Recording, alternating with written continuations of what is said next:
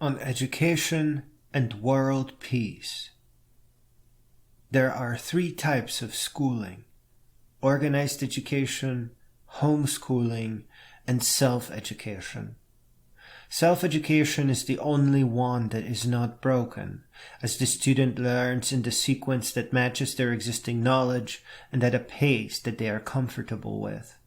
Homeschooling is broken because it isolates the students from constantly evolving cultures, and because it aims to pass standardized tests which do not work. And organized education is broken because of money, grades, curricula, drugs, bullying and violence, lack of funding, and focus on statistics rather than individual student success in life. Self-education is extremely pleasant, but very difficult to get right and pretty expensive. But it does not really compare to the insane problems of standardized testing and organized education. Self-education must begin with travel and must keep at it. Geographic movement is extremely important for the mind and grasp on cultures. For a student curious about architecture or archaeology, that means visiting dozens of cathedrals across the entire world, and that's just to start. However, a student who has no interest in things related to cathedrals must never be forced or encouraged to go anywhere near them. This is the problem with standardized lectures. A student must not be forced into things that are currently irrelevant to them. They are not ready. They may never be ready. Doing so will cause low grades, low self-esteem, and probably push them away from all the people making them learn irrelevant crap. A student who is interested in nature, climate, earth, or even survival situations must section hike the Appalachian Trail, the Continental Divide Trail, and the Pacific Crest Trail. This would be extremely harmful to someone who does not like trails. But for a nature lover, this will make them speechless and make them cry in their golden age and beyond.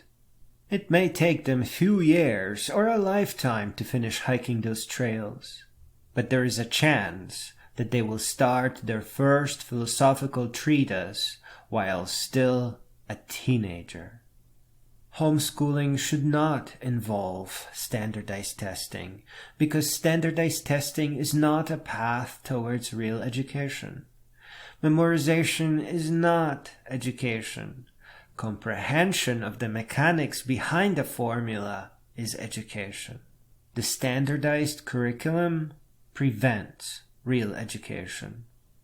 Real homeschooling is different from self-education because it involves the entire family.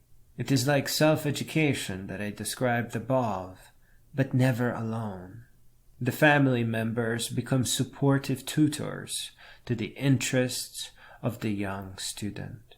Here, parents should not make the mistake that a student wants to become a musician because they are curious about music. Nor should they get angry when the student drops everything to record their first album. These are not final aims. They are just small milestones along a long way. Selling their first album is a venture into business and potentially running their own record label. A broad curiosity about music is a call to visit a number of schools that teach music for money.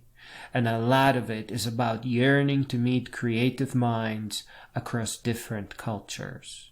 Students must always choose the path. Even if they hate math, they will eventually drop right in the center of it. Be it programming music, making a computer game, an app that deals with GPS and pathfinding, they will become inspired and ravenous for math. They will need tutors that are familiar with presenting frameworks to the self-educated. That means their lectures will need to be structured like a memory palace. For example, learning math by studying its development across history. Now, onto organized education. It is completely broken and rotten at the core due to the stupid idea of standardized education. Standardized education is just another name for a standard way to process students into little paychecks, and that is fraud. But get this, that organized education even exists is a beautiful miracle and work of art. Once the curriculum gets repaired, our schools will become the most important invention in our history. It has been possible to fix schools for a couple of decades now, yes, because of computers. They can provide a customized educational experience that is always relevant to the student. That teachers still teach standardized lesson plans today is a piece of evidence that schools are not about children, but about milking them for paychecks.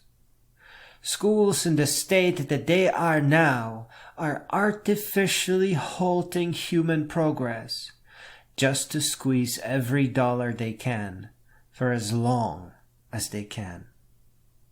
If it was really about the student, teachers would stage a walkout until the curriculum became personalized to the unique needs of each student. The first step to repair organized education is to remove the standardized curriculum and install a computer-driven, student-controlled one.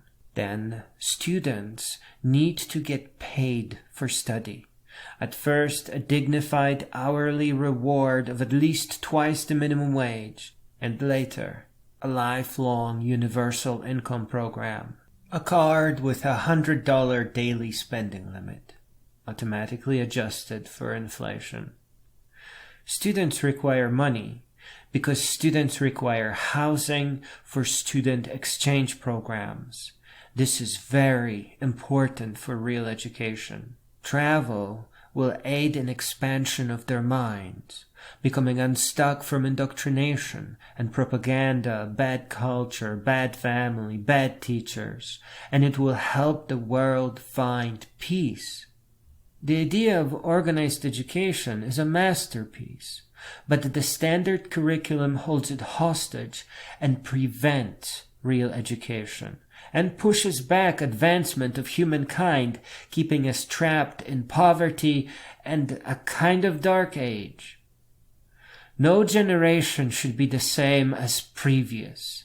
The blight of corruption, indoctrination, mass incarceration, and mutually assured destruction, that must give way to better ideas.